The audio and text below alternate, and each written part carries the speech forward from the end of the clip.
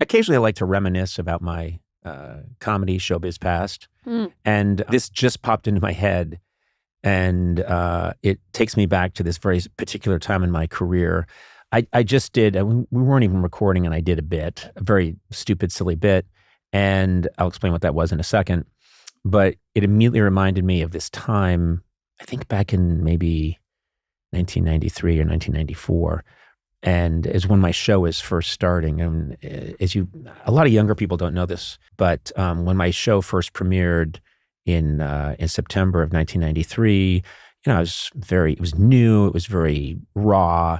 I was, very inexperienced, very young. I was replacing the great David Letterman. So as you can imagine, there was a lot of criticism and doubt, and people were like, who hired this guy? And it was choppy waters for quite a while, and people thought maybe this isn't going to work out and everything.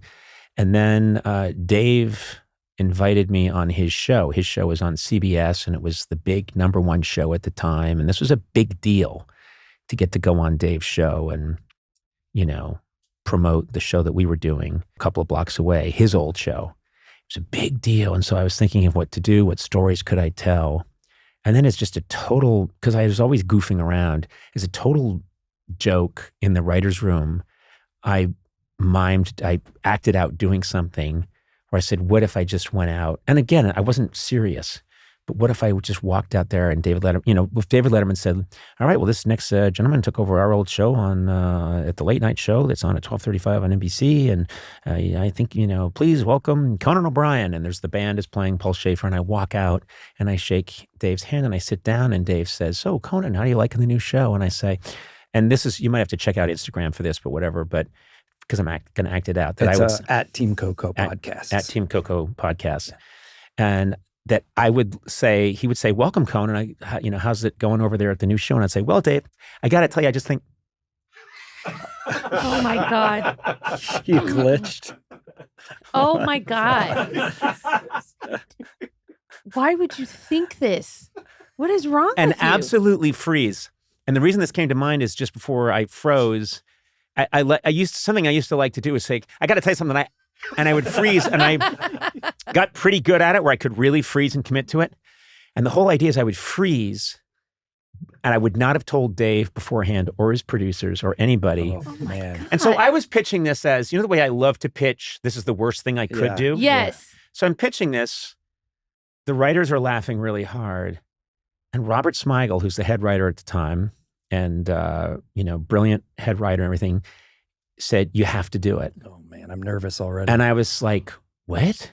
I can't. And he said, you have to do it. That's not and you just freeze. And I just knew that what would happen is I'd go like, well, Dave, I just think that and then Dave would watch for a bit and go like, hello, Conan. And then he'd probably like, Paul, I think we have a situation over here. And no matter what they did, I would stick to it. And then Dave would just say, okay, I think guess we'll just take a commercial. Yeah. And Robert Smigel, yes, can deny it if he wants.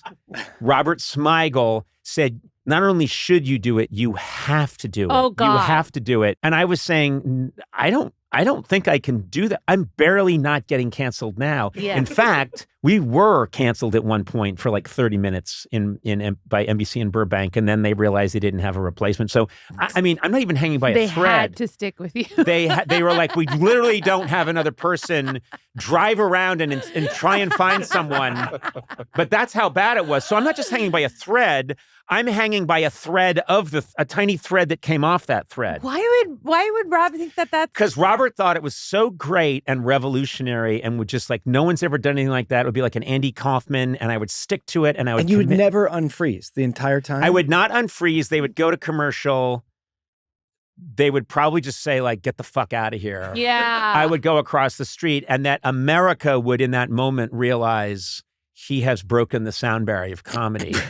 And I was thinking, I don't think that's what's going to happen. So what did happen? What did happen is that I didn't do that and thought of some stories. Probably best. And because I was new and nervous, I did, by today's standards, I did, that was okay, I'm sure. It wasn't, I didn't have the confidence or I think people hadn't tuned into my rhythm yet, too. And there's no way to know which way Dave Letterman would have gone with that. He could have liked it, or he could have really I think he taken would it down. Loathed it. Yeah. Any normal person would. And I Absolutely. Like thought when that he was does it, how we feel. deranged. Yeah. And so that's just for you comedy nerds out there. That's the world I was in, where Robert Smigel, and God bless you, Robert, still the funniest, most prolific. It's Robert Smigel or Jim Downey. Take your pick. These are just insanely top of the best comedy writers, prolific, and so essential to the DNA of my late night show.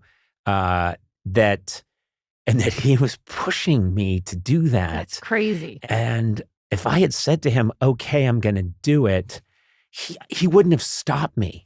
He wouldn't have stopped me. He wouldn't have said, he wouldn't have chased me down to the West Side and said, wait, I thought about it. Don't do it. And there's an alternate universe. I don't know if you guys in the sci-fi world, where there's an alternate universe where things play out differently. There's an alternate universe somewhere where I come out and Dave says, Conan, how's it going there with the new late night show? Well, Dave, I got to be honest, Oh my God. That Conan is just like working in accounting or something. Although I do like this part where he's just frozen This and you is and I nice. can just have a conversation. Yeah, but we never would have met.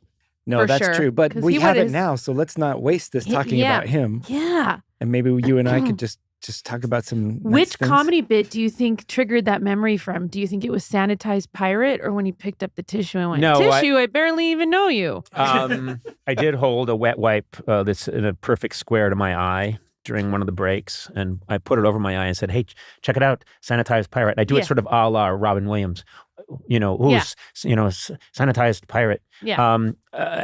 There's no, I don't know what's wrong. I need to go to a doctor.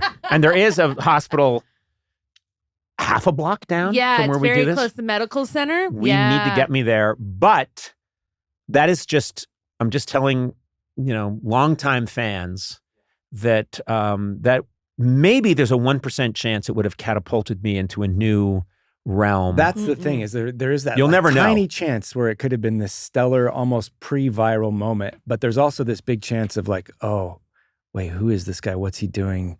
It could have killed you. This is upsetting. Could have killed you. Oh, Yeah, it easily could have. would've. It would have killed me. Yeah, It would have killed me. because there's no internet now. It's not like people can share it and be like, look what this guy did. Right, it's like exactly. There whoever was no watched inner it bit. would be like, okay, No. something's Yeah. wrong with this guy. Yeah, and then canceled the next day.